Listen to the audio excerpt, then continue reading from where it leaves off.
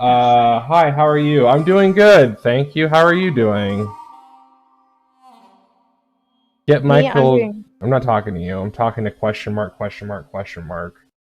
well, whatever. I don't want to talk to you anyways. Okay, so three, two, one. Hi, on this show, I'm Nick. And as always, I'm Avery. And this time I'll say it. Welcome back to NA Play Slow Motion Mafia 3. Slow motion with me. Slow motion with me. Slow motion with me. Moving slow motion with Oops. me. In the last one, we,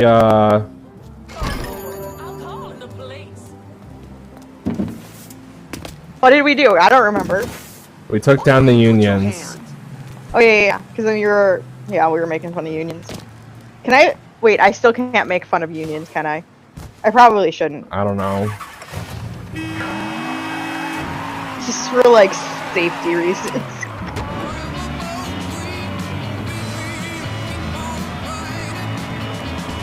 Do we need to do I need to be quiet during Oh wait, the hold things? on. No. Okay. I turned off the music. Okay.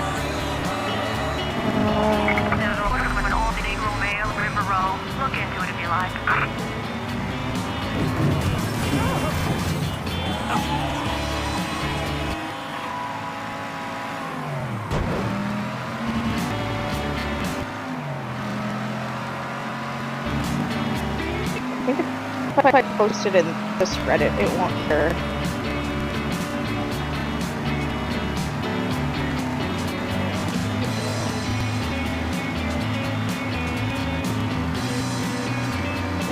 Wait, maybe? No, I'm not gonna do that. Never mind. Hey, I'm supposed to turn off. How come the music isn't turning off?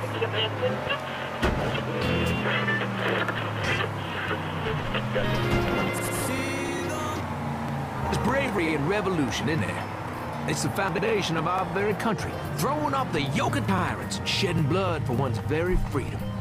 Oh, there we go. I got rid of the taskbar. Okay, I figured out how to turn off the radio. I had to, like, use my keyboard. Oh, you mean you had to use your keyboard, not your controller? Yeah. I know how to switch radio stations on the keyboard, but I don't know how to turn off the radio with my controller. All units, pursuit is called I mean, off. I said that wrong, but oh well. Hold. Repeat, pursuit is called off. Abandon search and return to patrol.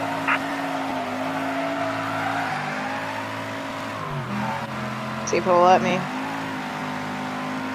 Oh, yep. It removed me. Dang. Well, that's all right. We got one person in here. Say hi. Is it me? Because it's probably No, it's me. not. It's not you. There's someone else. Oh, for real? Yeah. It's Hell yeah. It's probably the one person who watches all my streams and never comments on anything. And it's always one person who's watching and never comments. Oh, it doesn't contain a valid title tag. Can I edit this?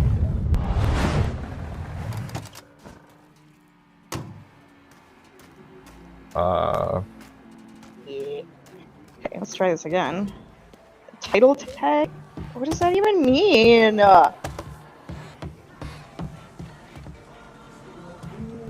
can I not go that way? Why? We have to try it this way. Try it out.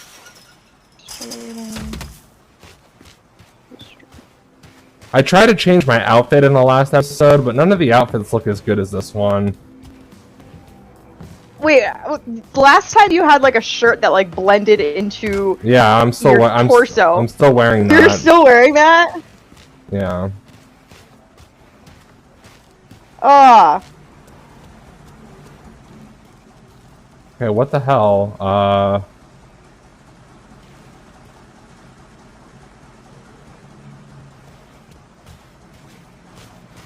What the hell? Where am I supposed to go? Is it over here?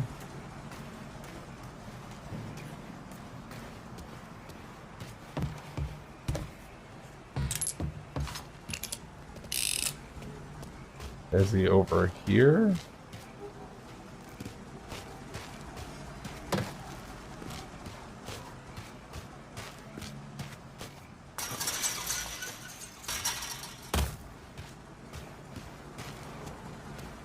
Oh, I'm supposed to get in the car. How do you? If I can do that. That makes me awful nervous. How do I Try this one more time. get in the car? Damn it! A valid title tag. I don't understand how it doesn't contain a valid title tag. Look at what other people's posts Probably faced out look like and try to copy them. Got any muscle with him? a couple of meatheads. I'll go around the front, you take the back. Ugh! Tries to run, grab his ass. Nobody kills that Reddit, prick why but me. you gotta be so complicated? Those are Marcano's guys. I like... God, sucker. Come on, back to I'm the car, you annoyed. drive. I'm annoyed by this. Fuck, get that little prick gets away. Alright. I've posted on here before.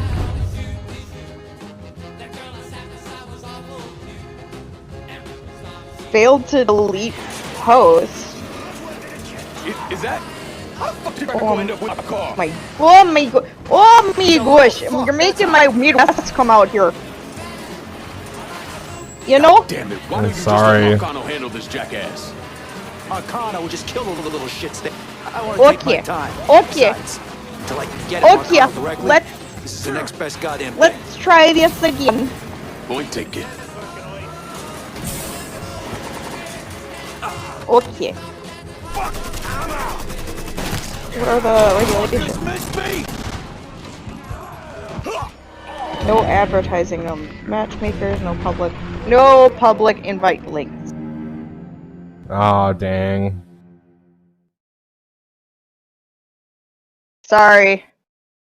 I don't want to post on the other one because I always get like a million people on the other one. Do it. We got like 40 people last time. Why do you gotta use my boobs to your advantage, Nick?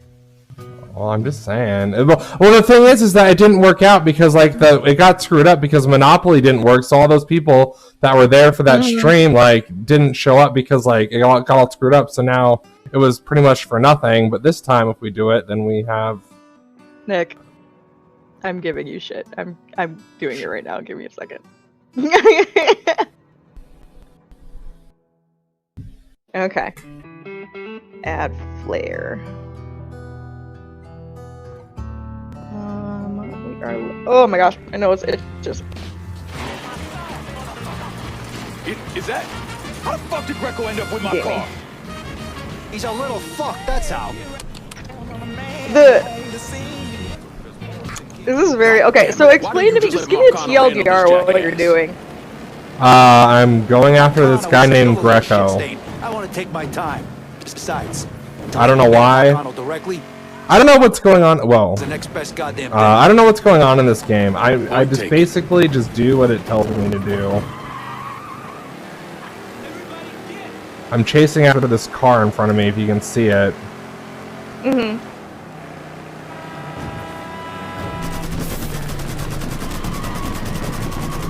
Don't shoot my car, Vito! Fuck! I ain't making any promises. No way I'm letting that dipshit get away.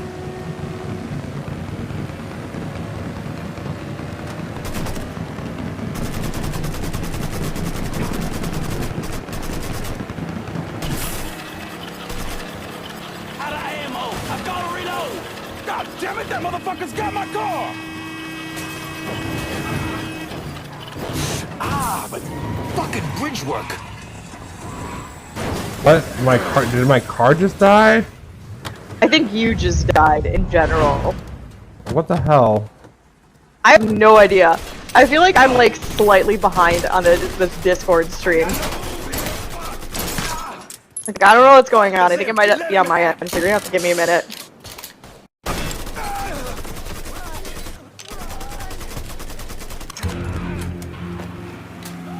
Failed. Please hold. How do I restart from last checkpoint? Vito agreed to work with Lincoln on one condition, that he bring him Michael Greco. When Greco escaped, Vito backed out. Great. Restart.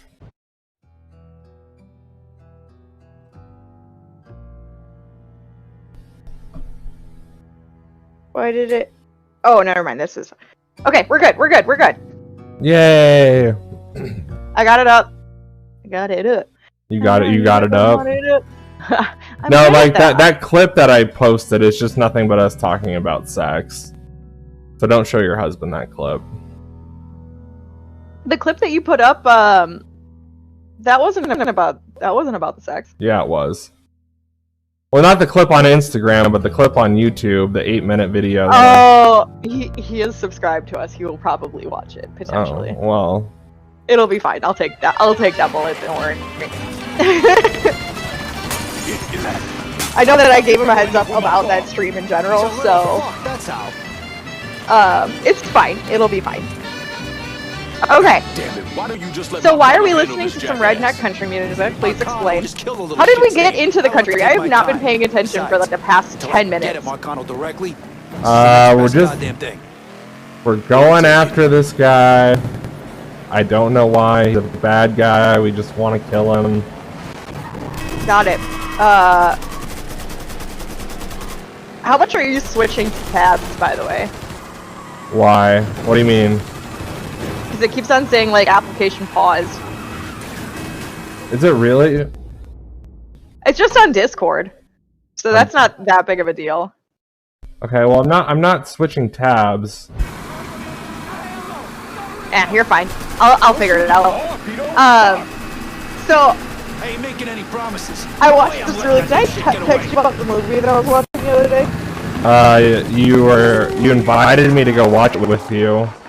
No, that was a different one. That was the one that you jumped Oh. into. That was The Wind, which is also very good, but I don't think you'll appreciate it because it's like, A, it's a very slow burn movie, and then B, there's really no ending. But there was this one that we watched, and it was like something of Ghostland or something like that. And oh my gosh, Nick! Oh my gosh, I'm gonna go full Youper. Like seriously, it was so good, and like I just can't. Like I'm so excited about this movie. I want to watch it again with every single person who I've talked to. Like it was gory. It like I couldn't predict it, and. I don't know. Go watch it. Whoever is into horror movies, just please go watch it. Let me know what you think about it because I love it. I want it to get all of the attention. But like not only that, but like me and Stan were sitting there and we're like, oh, this is how it's gonna go. It's gotta be this, and it went completely in the other direction. At one point, we were like, oh, like the mom did it or whatever because it's so like obvious or whatever, and then it's like, nope. Oh, who's this old dude? Okay, fine. I won't listen to him anyways. Yeah. So, what was the movie called? Something of Ghostland, and in all reality, it was super good, and like it did not hold its punches on the gore either, but it also like backed off where it needed to back off. Like you know how some movies it's like you could have just like hinted at that, it would have been fine. There were some parts where I was glad that it did that, but then other parts it was just like, we're just going to show you. And I was like, this is what I want to see in a movie. This is what I want to see.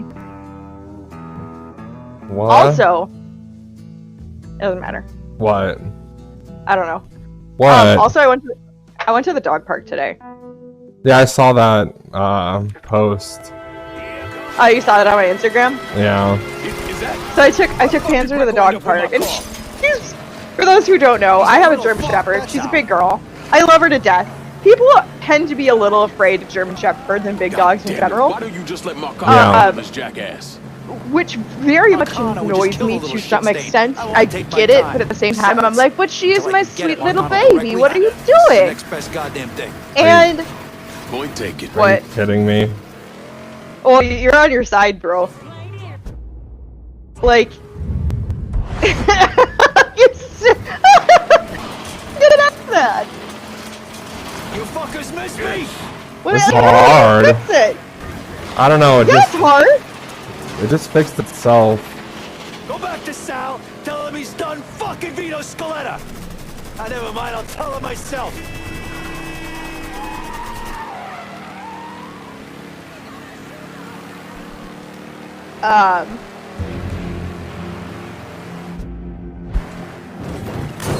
If anybody's watching on Twitch, is it like really choppy or is it pretty smooth?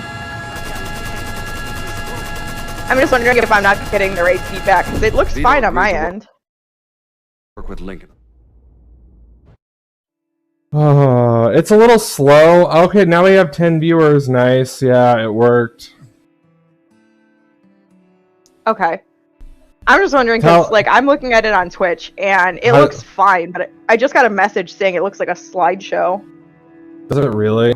Hold on. Let me fix something real quick before everybody leaves. No, you're good. No, I think it looks fine. I think I can fix it to make it run faster. Okay. As long as you know what you're doing, because I have no idea what you're doing. Okay. Yes.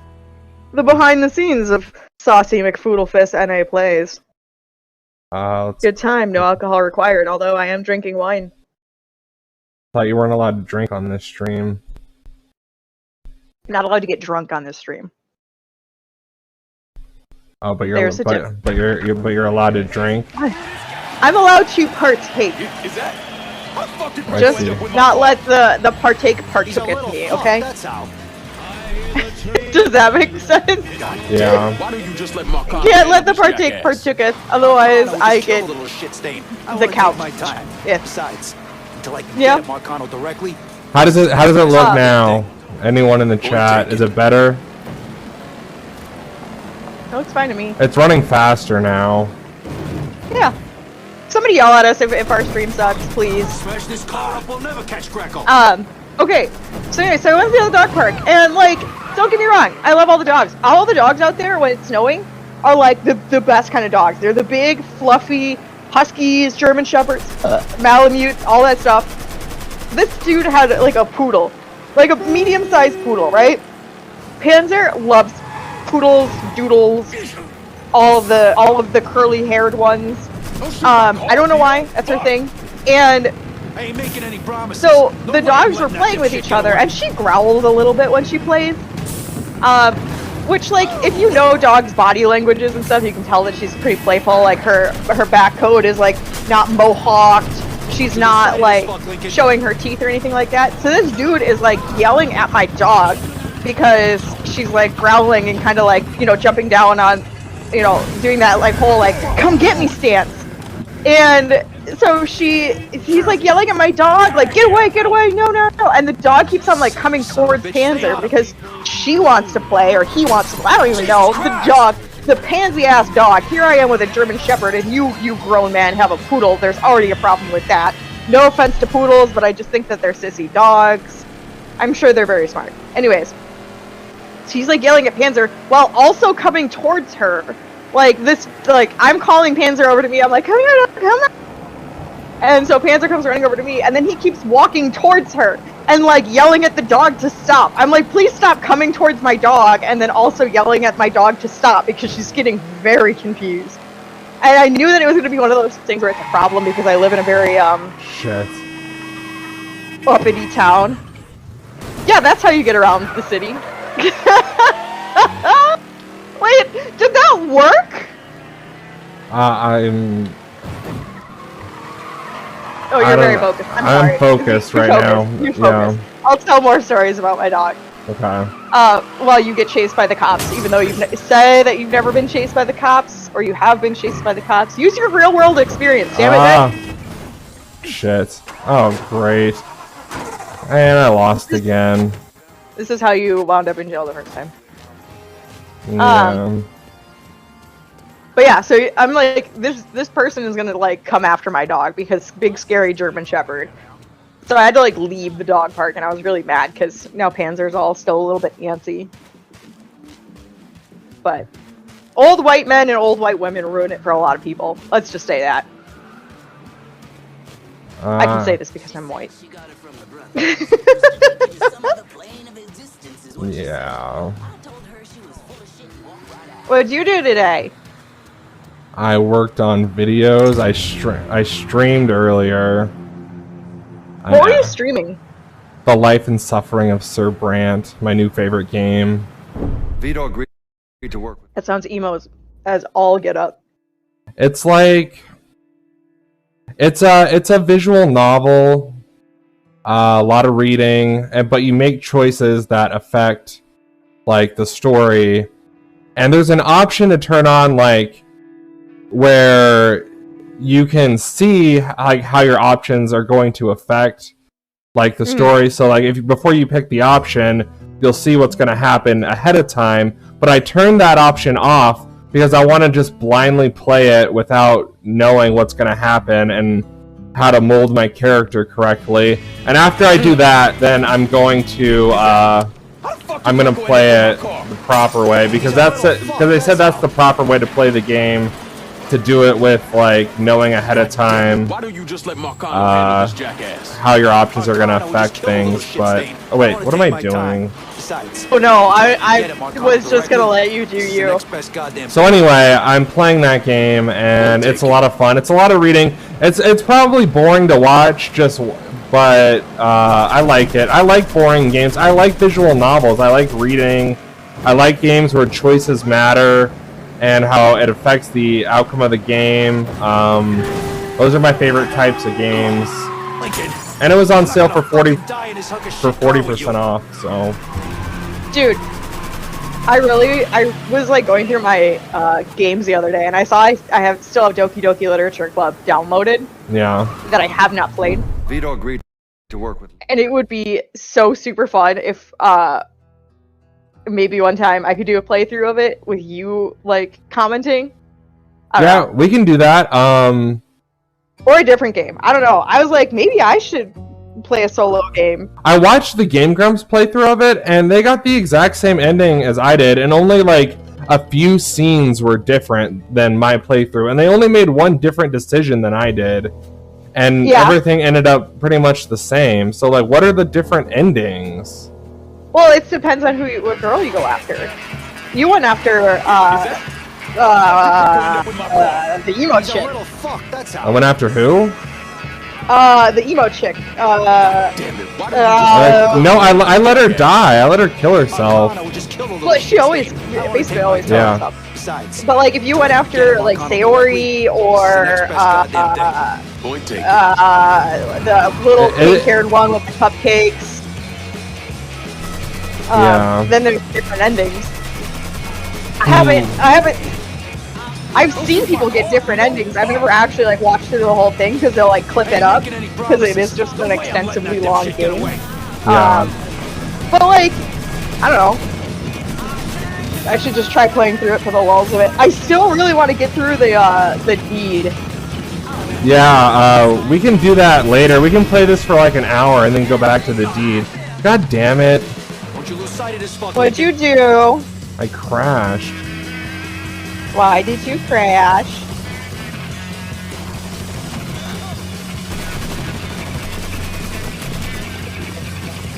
Hey Nick. And my car's going super slow. What? Nick, make your car go faster. That's not how you outrun a cop. You gotta make it go faster. I'm not outrunning the cops. I'm trying to chase after this guy named Greco. Greco-Roman? Sure.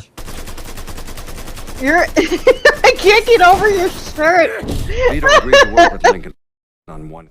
Like it's like okay, it's like when people wear those the leggings, but they're the same color as like their skin. And because they're so tight, it's like you're just naked. Okay, you're just naked. Yeah.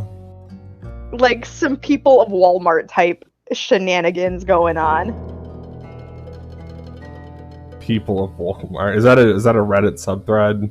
No, well, there's probably a Reddit subthread of it, but like also there's like a whole website of people of Walmart, and it's because you see weird shit in Walmart all the time. Yeah. I think my favorite people of Walmart or like personal experience was like walked into a very small town Walmart, aka my hometown, Handle this jackass. and I walk in, and there's this larger, older woman. She had to be in like her like late 70s, early 80s, and she was wearing these like dollar store cat ears and tail, and I was just like, good on you, but like also, you're a greeter at Walmart and you're wearing cat ears in a small town. And like the massive amount of cojones you must have to do this is just insane. Yeah. I don't know. I never go to Walmart. I think Walmart's evil, and I never shop there. Oh no, it's definitely evil. I would not. I think I only really go to Walmart like if like out of necessity. Yeah, I had to. I had to buy a suitcase, so I went to Walmart to buy that. But I would have just found it Kohl's, to be honest. yeah. Are you driving and shooting, or are you just I'm just driving. Someone else is shooting. Okay. I was like, that would be very hard to do both. And we all know I can't drive. God damn it. No, I think like there's a Walmart that's like slightly out of the way for me. I've only really gone there when I needed to do like arts and crafts type thing, and I couldn't find it at Target or not Hobby Lobby. What is it called? Michael's? Yeah. Slippery son of a bitch, stay on him! Yeah, you slippery son of a bitch. Son of a bitch. Give me a drink. Speaking of a drink, I'm out of drink. Is it time to go get more? Well, I will make it to a point of stopping, and then maybe I will get a drink. I don't know. What do you suggest should be my next? Beer or some sort of mix? Mix. Ugh! You are trying to kill me. Nah. Yeah. Somebody downvoted my Reddit post. I feel a little insulted. Well, we got a few people to watch. They weren't interested, apparently. That's fine. I'm not super entertaining. I do what I can. Yeah. God damn it, I wish I was a better driver. And I wish that I had $1 million and we all can't get what we want. I'm gonna do this, though, if it's the last thing I do. It is going to be the last thing you do, because then you're going to go on to a new mission. Yeah, or we're gonna go on to... A new game. Yeah. The What deed. is this hat? What is the deed? Yes! I should look up some walkthroughs. No, I know. When I was rewatching the episode, I thought about so the maid had a kitchen knife, and I thought about killing with the maid's kitchen knife and planting some evidence against the maid, because I think our best bet is to try to frame the maid. I want to make it look like a suicide, to be honest. Well, how do you think we could do that? I don't know. Because I think you're right. Maybe making it look like a suicide will give us the inheritance, because that'll prove that our sister was crazy or whatever. I really want somebody to just jump into the stream and have no idea what we're talking about. We're talking about killing our sister. We're just offing. Hey, my sister, if you're watching this, I am not going to try and off you, probably. Unless there's an inheritance involved. Yeah, there is an inheritance involved. Oh, my grandma would tell me that she was going to write me out of her will, like, consistently throughout my childhood. She would be like, if you get your face pierced at all, we're going to write you out of your will. If you get a tattoo, we're going to write you out of the will. If you fail your classes, we're going to write you out of the will. I was just like, literally nothing. I am not getting into this will no matter what I do. Yeah. Run from the feds! Get back here. Are you going to shoot a cop? These aren't cops. Oh. Okay, then shoot them. Yeah, go ahead.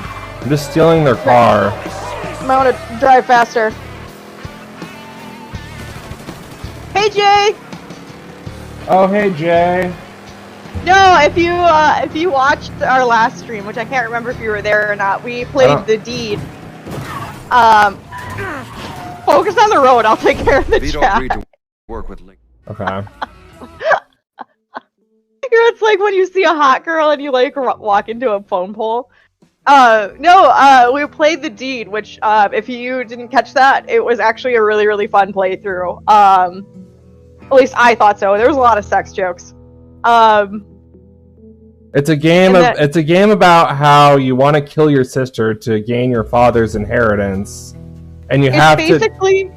What? It's reverse Clue was kind of how I was explaining it. Yeah. Like you're the murderer, and you have to try and get away with it with a murder weapon and evidence. Yeah. Is that? So there's The Deed, and then there's The Deed Dynasty, which I don't know what that is, and then there's The Deed 2, and I bought all 3 games. The Deedier. The Deedier. The Deedening. The Deedening. I like the Deedening the best. Point taken. Yeah, no, one of the things that Nick texted me about The Deed was, he said, in the morning, he goes, would you rather do The Deed or go back to kindergarten? And I said this in the stream, but I'll say it again. I swore he like, was texting Marley and, like, totally just, like, hit my name by mistake, because I do that all of the time. And, nothing sexual normally, but I've definitely gotten caught with my pants down kind of thing. So I was like, what the fuck? Like, what the fuck? What are we doing? So, yeah, we made a lot of innuendos that one. It was fun. That's a good game, and we're gonna play it later. After I beat this mission, maybe, or maybe a couple more missions, then we're gonna go back to The Deed and try to figure out how to beat it. If we're gonna play The Deed, I'm gonna need my CBD pen and then also a drink. Okay. Because it's gonna take a lot to do The Deed with you, Nick. Don't you lose sight of this. Alright, sounds good. Alright. Just kill them, murder them, kick them out of the car. I don't know what you need to do, but don't die. Go! Go, don't run over your partner! Yay! Did you make it? I'm still chasing after him. He's 290, 300 feet away. Then why did you get another car? Because my car was breaking down. Oh, that makes sense. I know nothing of. I would make the worst gangster in the world. I'd be like that one who would be like, "Hey guys, want to know a secret?" Like, I was in a union and I was literally the worst. Like my coworker who was also in the union, I would start talking and all of a sudden she would just be like stare at me like, "Whoa, look at this! Glitch. Whoa! We just went into space." That was an impressive glitch. How am I supposed to fucking do this? This is impossible. Hello everyone and welcome back to my channel. I am your host, Saucy McPoodlefist, and today we're playing The Life and Suffering of Sir Brante. In the last one, we got flogged at the church because we're just a poor commoner. We got an ant farm from our mom and we learned our role in society just like is that of the ants. And we did some other things. We got beaten publicly because we pushed a nobleman's kid. And we did a lot of other things. So anyway, let's get started.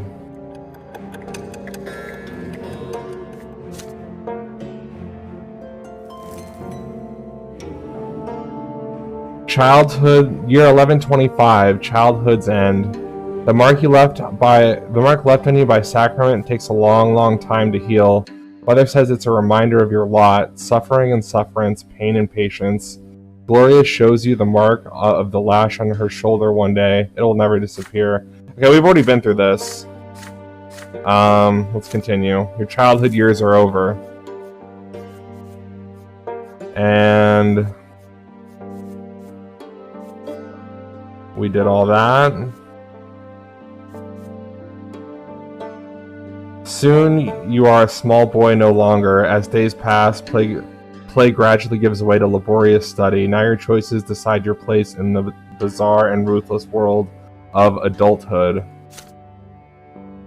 Okay, we got low determination, high perception, Personal qualities that you have accumulated in childhood, they'll convert into adult qualities at the end of Chapter 2, Adolescence. Okay, so we're inquisitive and active. We're ready for action. And we've been untouched by death. So, let's get started. Adolescence. And then youth. And then peacetime, and then the revolt. I was growing up fast. The school, the streets, and the whole wide world awaited me beyond the gate of my parents' house.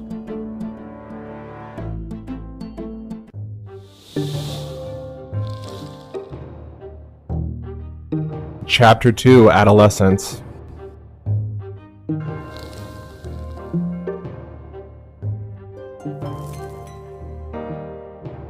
You've lived in this world for 8 years now. As you grow older, life grows more complex. The world of your childhood was limited to your house and family, but now the realm is expanding. It also includes your neighborhood, the nearby houses, the streets of the ancient city of Anazat. A question now looms over you, growing more and more pressing with each passing year. What will your place be in the vast world outside? Few questions in the blessed Arcanian Empire trouble themselves with this question. It's not within a man or a woman's power to choose. Their destiny is predetermined by their birth and those who bore them. Marianne, my day's been going really well. How's your day been going? And yet your peculiar birth has granted you a choice. Your father is a man of nobility, a worthy example in matters of duty and honor. Your mother is a commoner of lowly estate, humility and patience made flesh. And your sky is ablaze day and night with the light of the shining pillar, the beacon of the clergy. Your back bears the mark of the lash. Will you accept the drudgery and suffering that is the lot of the lowborn for your entire life? Or will you follow in the footsteps of your father, and your mother's father, and your father's father, and fight for the right to serve the empire as a noble of the mantle? Perhaps you'll follow the twin God's word and offer spiritual guidance to others. Texas Lady, thank you for the heart. I really appreciate it. The answer lies out there in the vast, terrifying world. What awaits you beyond the walls of your home? Chapter 2, Adolescence.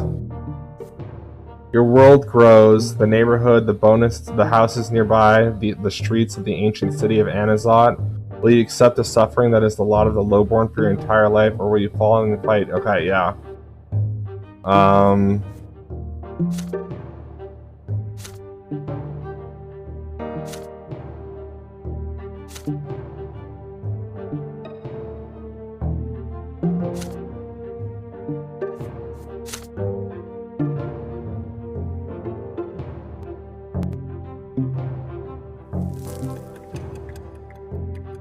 Year 1126, Adolescence. The boy down the street. The family expects more and more of you as you grow up. The teachers and tutors hired by your father keep you on your toes all the time. Your life these days is dedicated to studying for your future, the future of the Brante family. Your younger brother Nathan keeps growing up too. He can hold a conversation now. You never refuse him when he comes to play, provided you have a bit of free time between your demanding lessons. It is a rainy day today. Father and mother have gone to a ball, and they left Nathan in your care. You lose track of time over the books in the sitting room, and Nathan goes off alone to splash in the creek. Soon you hear his voice begging you to come outside. He is on the porch sobbing, all covered in dirt. You walk up to him, and he continues to bawl. Nathan Brante. It's all that kid. He pushed me into the ditch and called me names. He said I was a fancy pants too. I said I'll call my brother. He's still there. You have to go punish him, Saucy. Nathan points at the lopsided wooden house further down the street where the poor artisans live. You see two boys lingering there on the porch. They are clearly both commoners, but far from poor. One of them is also as tall as Nathan and frowns in a funny way, just like him. The other looks older, almost your age, but is more broad-shouldered and taller. His name is Thomas. You've heard it before. Nathan Brant. There's Saucy, that's him. Nathan points at the younger boy and hides behind your back. Thomas grins and rolls up his sleeves to reveal strong forearms. He must have been helping his father with manual labor for quite some time. Thomas Garrow. Listen up, rich boys. We don't give a damn about you or your friendship. We don't let nobody call our home a stinking rat hole, and your little brother earned his ditch dive. Maybe next time he'll dress normal and stop picking fights with people who can throw him in the mud. Your hands clench into fists before you react. Nathan called them names first. No wonder they did the same. That's how it goes, but pushing your brother into a ditch is too much. Thomas stands tall and confident. He sees no threat in you. You're about to get ready for a fight when you feel a tug on your sleeve. You turn your head to see Nathan, the one who started the whole mess. Come at Thomas and give him a beating. You simply have to teach that jerk a lesson. Say your brother is to blame. He did call them names first. Resolve the matter peacefully. You do your best to reason with Thomas and avoid a fight.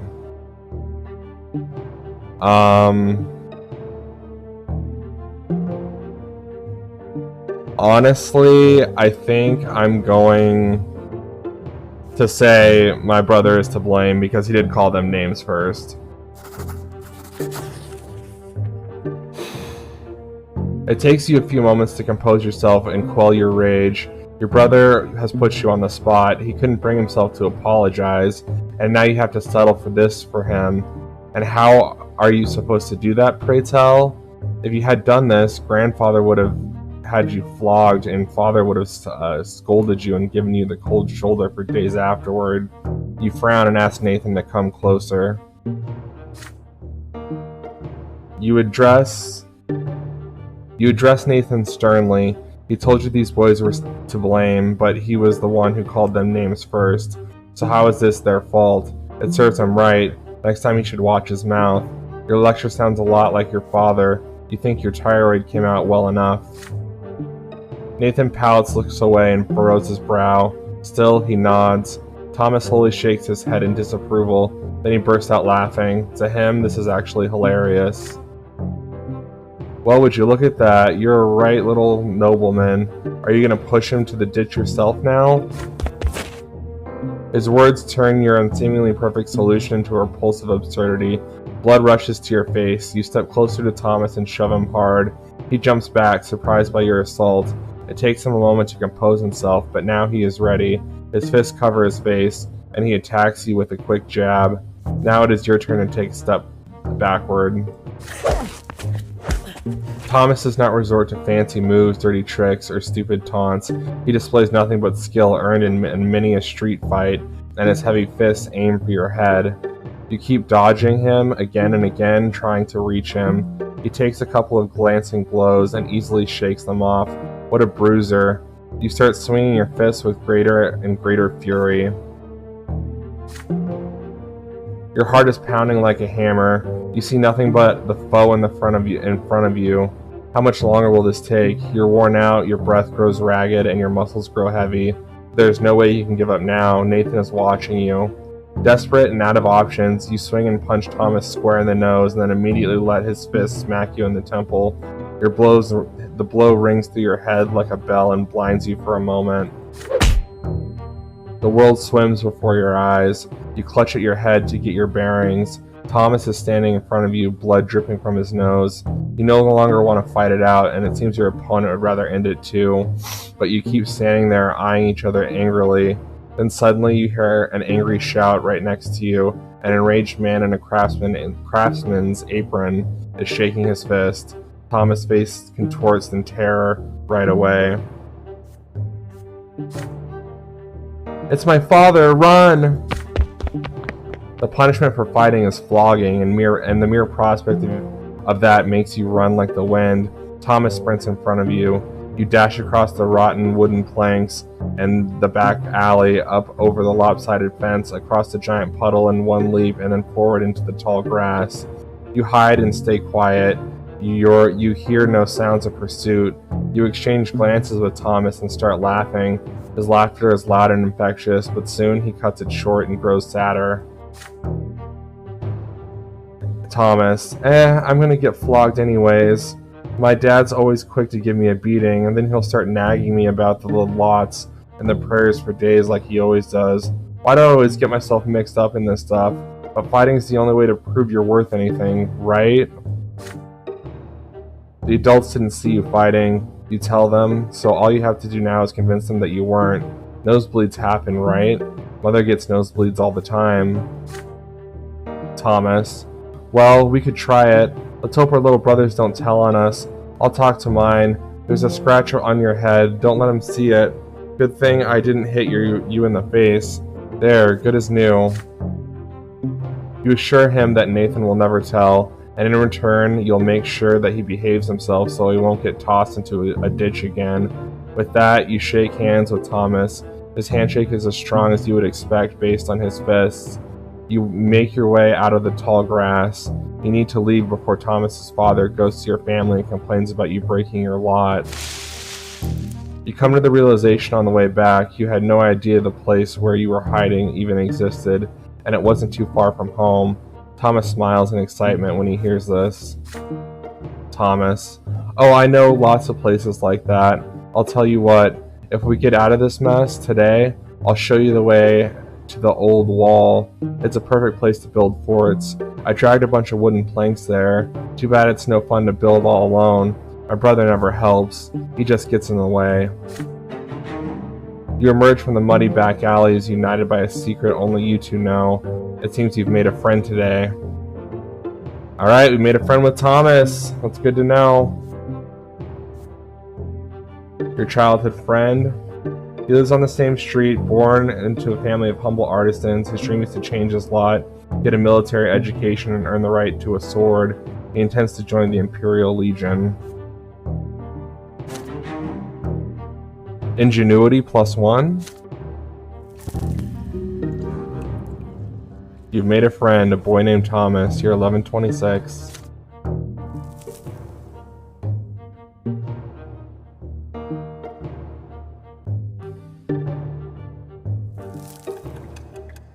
You're 1127, 9 years old.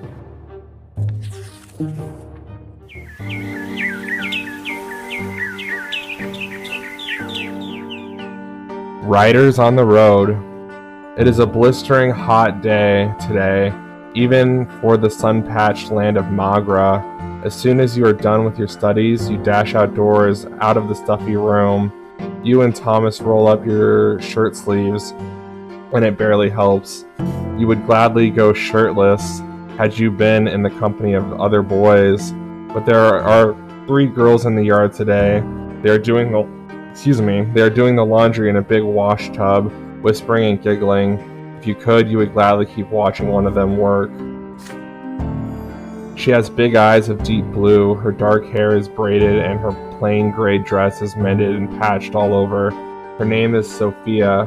She throws her head back a little when she laughs, the rays of the reflected sun in her eyes. You, Thomas, and the other boys keep telling stories, anything to make her laugh. Sophia, you remember telling tall tales, Saucy? Oh, I remember this one time. But then Sophia hears a voice calling her home. She nods to you and runs across the street smiling. Her light steps carry her forward, but her eyes are looking elsewhere. And then a stone on the road catches her foot. She stumbles and falls into the dust. The street starts shaking from the thundering of hooves. Riders appear on the road from around the corner. They bear a coat of arms you recognize right away, a sable serpent, blade upon a field of burt. It symbolizes the Melanius dynasty, the family of your province's archduke. The horses dash forward, a lost wooden toy on the road tracks under the hooves. They will not slow down, and they are nobles. They are the nobles, and the rest must make way for them. Sophia is in their way, just now starting to get back on her feet. Her mother is crying for her desperately from behind the fence door. You freeze in terror. The riders surely see the girl, and are they going to stop? Are they going to trample her? In only a few moments, the beautiful girl will be toppled, trampled, and crushed.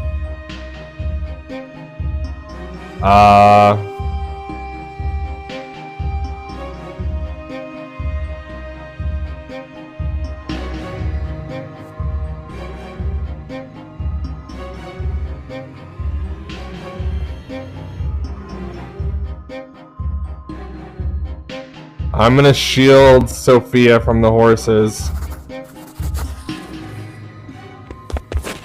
You throw yourself blindly into the road, swinging your arms wildly. Dazed by the sound of thundering hooves, you can see nothing in the dust.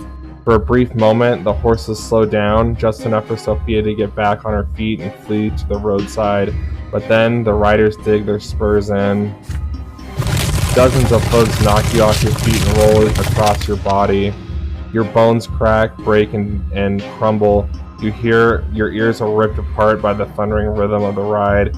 Your innards are pulverized. The last thing you remember is the sound of your own skull caving in. First death. You fall into a pain that embraces you like a soft feather bed.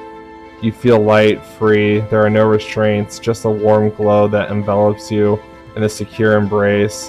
The waves carry you. The touch is soft. They delicately enshroud what was once your body.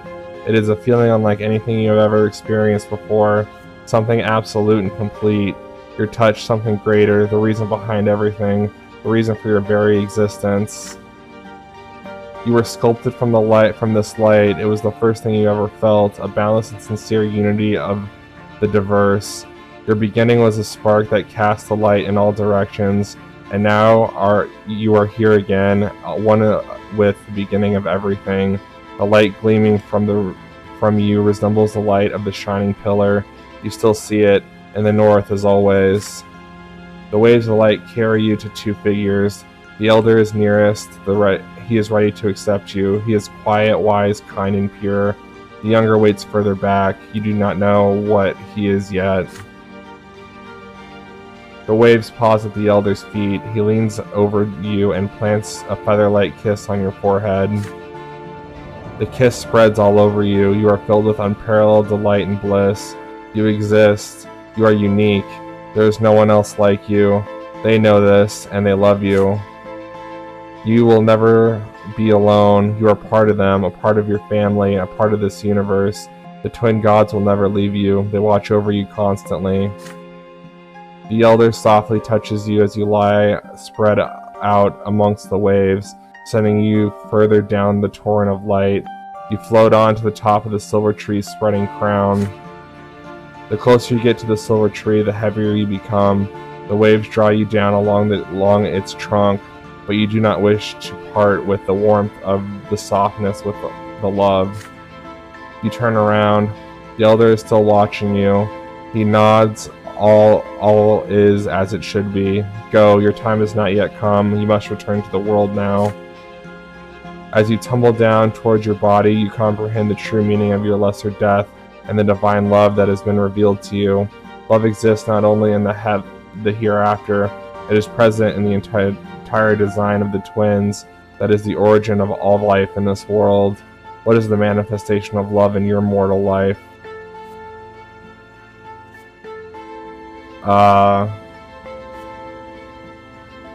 By creating the Empire, the twin gods cared for all living creatures. The Empire is the only thing that gives us place in the world and a connection to others. It is an enormous family for people by the gods. The gods give you a clear mission in this world, thus giving you your very being. This is a manifestation of their love for you and all living things. Love always is the kindred blood. You share the miracle of life and the universe with your kin. Your family is what you are given upon being born and what you leave behind when you depart. The love of gods have you so great that they allow you to change the voice that they have created, to influence it with your deeds. Whatever your mission is, it is to prove the twin gods' love for you. What could be stronger than the manifestation of love of your very existence? your every emotion, every thought, every action exists by virtue of the love from which the twin gods created you, you do not find the answer you seek.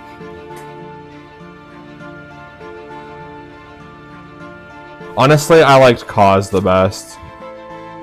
A sudden comprehension of love with which the entire world is imbued illuminates your mind, but then it fades away and vanishes.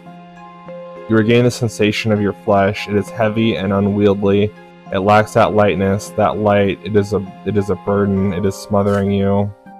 You gasp for air. Your chest expands painfully. You feel as though your lungs are about to burst. The stagnant odor of the crypt fills them, revolting but so real.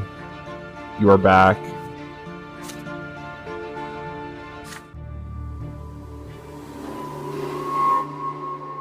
Riders on the road. Then you can feel again you sense your body, head, arms, and legs. The light fades around you, obedient before a will that is stronger than you. You return to the world. Such is the law of the twins. You return to the world until the time of your true death, and in this world you will have a body with which to feel pain and suffering and pleasure. You smell a sickly, moist odor. You open your eyes and see the figures of your mother and father in the gloom of the family crypt, speaking to each other quietly. They stop as soon as they hear your gasp.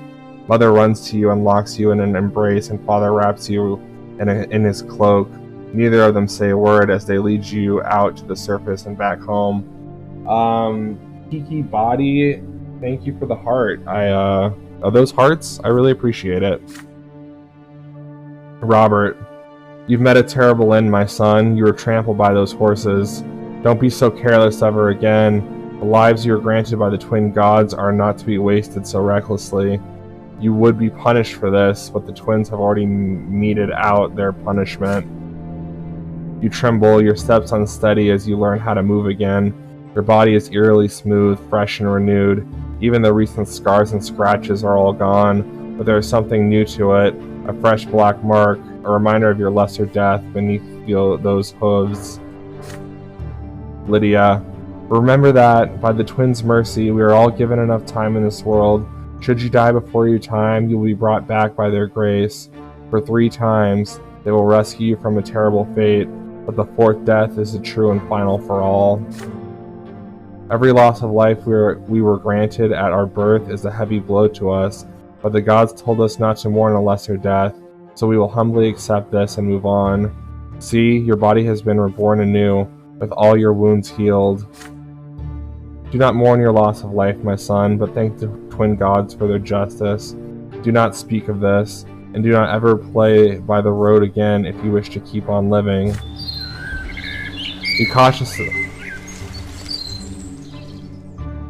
cautiously go back outside the next day. Children from the neighborhood are surrounding you. They all saw you get trampled, and now they all ask you the same question. What was it like to die? Thomas rescues you from their pestering. He pushes the motley crew aside, hugs you, and pats you on the back. Look at you, buddy, Thomas. Look at you, buddy. You gave an entire life to keep a girl safe. Then you see Sophia. She is standing nearby, shyly working up the courage to walk over to you, and she finally approaches you and begins speaking rapidly.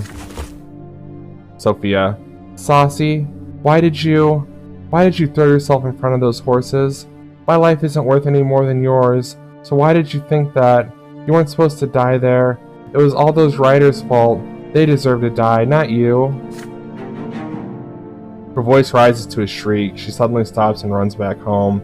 You stay where you are, watching her run, the golden rays of sun dancing in her braided hair. Your neighbor, a humble girl from a poor, low-born family living on the same street. +1. Nobility +1, ingenuity +1, spirituality +1, willpower -5, exhausted. Deaths died once.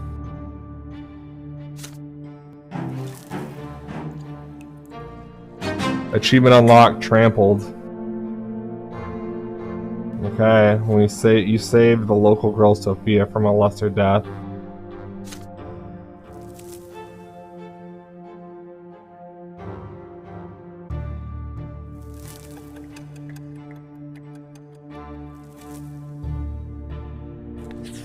You're 1128. I think we're 10 years old now. I wasn't paying attention.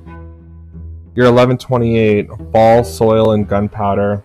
Sophia disappeared after the terrible incident with the horses. Her friends gossip that her parents sent her off to a rich noble dynasty. You haven't seen each other since that day, but you still remember Sophia's eyes, the sunlight shining in them. But no matter what, life goes on. You are 10 years old now. Your studies continue, and you are learning more about the land you live in. Anazat is an ancient city in an imperial province by the name of Magra. All soil in Magra was turned to ash eons ago, scorched by magic during the rebellion of Duke Charmelanidis. The magical arts are all but gone now, but the scorched earth has remained barren and infertile ever since. Since then, the entire province has lain barren, tormented by cold and scorching with winds in equal measure, and few precious plants taking root on their own. All fertile land in Magra is bought elsewhere and brought here by endless caravan of carts and carriages. To pay for food and soil, the city of Magra became skilled in many trades, primarily mining and digging for metals and stone. Last fall there was an explosion just outside the city, followed by clouds of thick smoke. The first such incident frightened the citizens, but then the explosions and smoke became an everyday occurrence. Soon everyone grew used to it. Father explains that the miners are using a new invention called gunpowder. It makes it easier for them to reach the previous stones and metals buried deep within the earth. Then one day, a thunderous explosion rocks the city, and black and billowing smoke covers the houses. People are stuck in their homes, all windows tightly shut. The air is impossible to breathe. Nathan coughs all the time. Gloria and you cough only when nobody is watching. If Mother hears, she'll make you inhale those herbal vapors just like Nathan. It takes 2 days for the black smoke to disperse. People pour out onto the streets to meet their friends. Thomas is eager to share everything he knows about this incident with you. Thomas. They took lots of burnt up people to the city temple, Mom told me. She was helping the healers. There are many rumors. Some of them claim it was the work of the beast stirred from its slumber, and others say it's the surviving witches and continue to threaten the order of the Empire and their accursed powers. But as for you, you patiently wait for your father to come back home, then you'll ask him about it.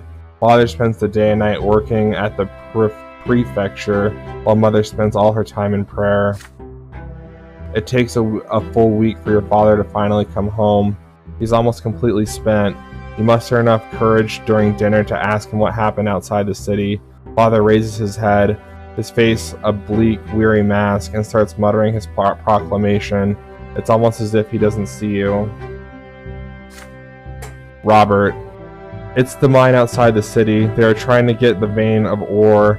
There was an explosion, the mine caved in and some black smoke followed. Many workers died there. It was all because Count El Velasco owns the mines, wanted them to start mining the vein before they were ready. Some of the workers weren't even reborn. Perhaps the twins thought their final time had come. The prefecture has been inundated with complaints from families that lost their breadwinners asking the judges for help.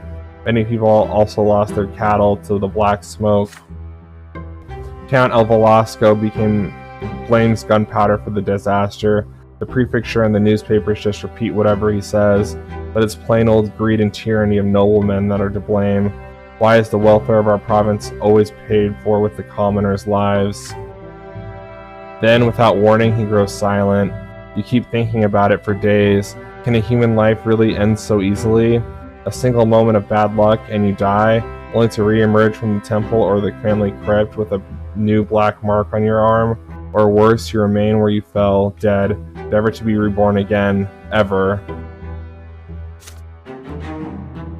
Order -1, Wealth of Magra +1.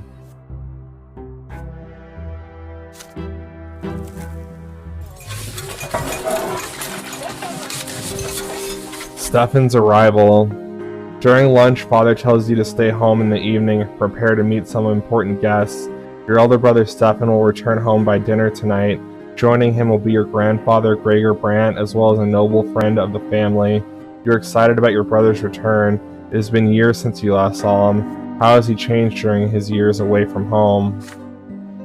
You and your father await the guests anxiously. The doorbell rings. 3 people are standing outside. Grandfather is the first to come in. Naturally, he has not changed a bit since his last visit, still eyeing the house with contempt, looking for any reason to demean it. Grandfather is followed by a stately young man, dressed in a jacket embroidered in silver, whom he barely recognizes your brother.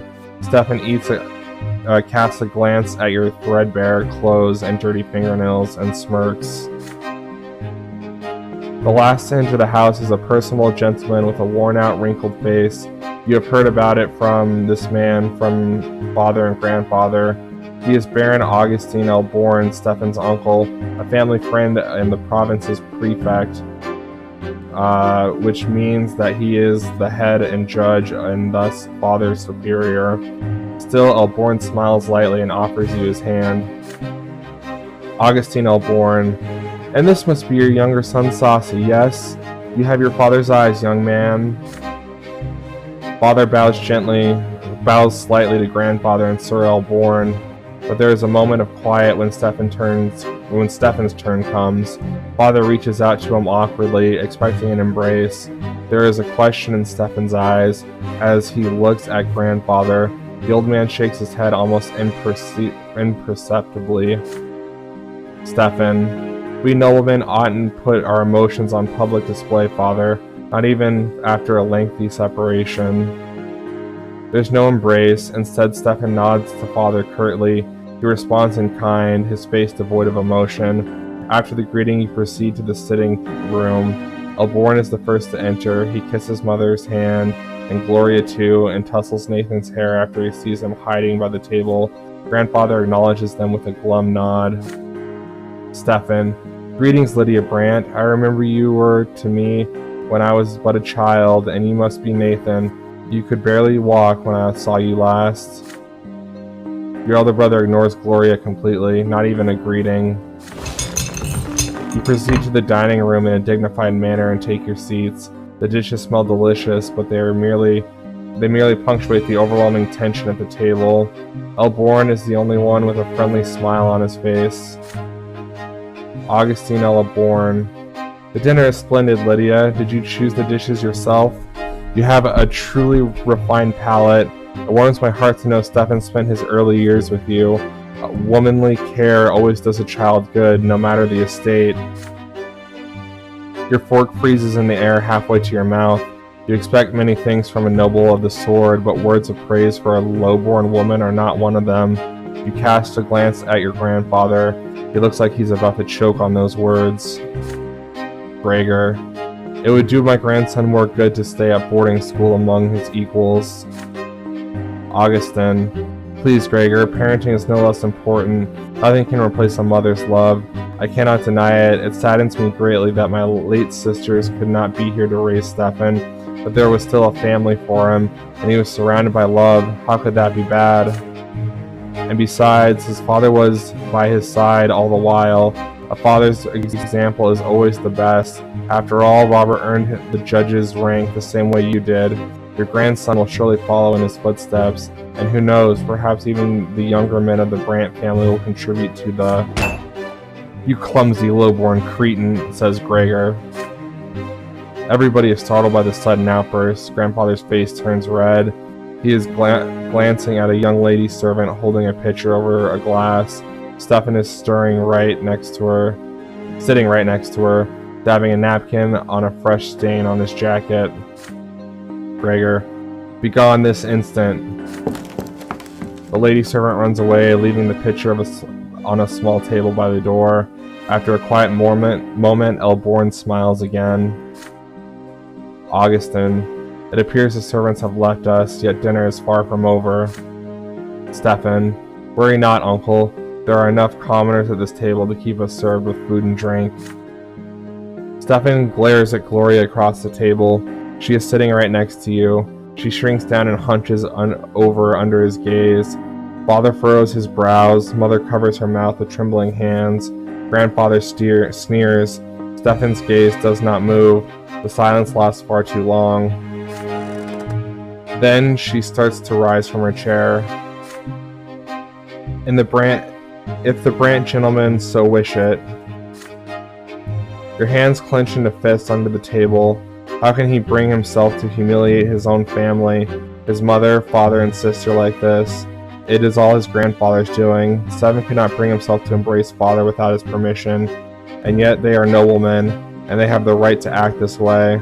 If there is any way that this dinner can become even more unbearable, you do not want to see it. Insult your brother. You step out of line and insult Stefan for what he has done. Make small talk over dinner. You try to act like nothing happened and make small talk with the guest. Join Gloria in her plight. You rise from the table and help your sister wait on your family. I'm definitely going to do that last option. Because I'm a commoner too, so I know my place. You deliberate for a moment, then take your napkin off your lap and rise to join Gloria. A moment later, you hear the sound of another chair moving. Your mother joins you. The three of you now refill glasses, serve food, and clear away dirty dishes.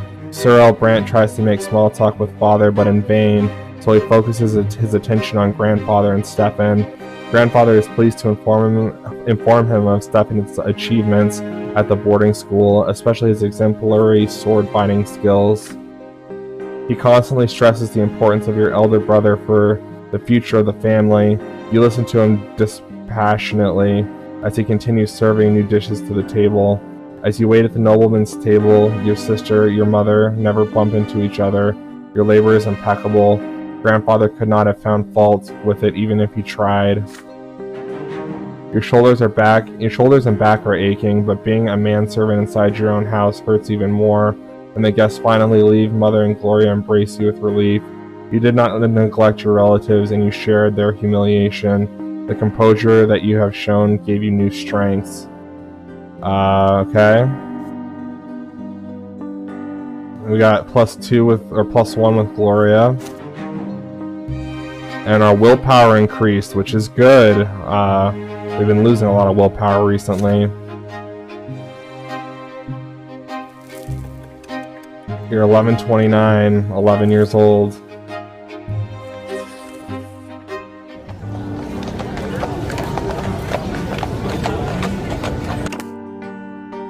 Alright, we are going to end the episode off here. Thank you all so much for watching. If you like this video, give it a thumbs up or don't. I don't give a shit, and I'll see you all in the next one. And, goodbye everyone.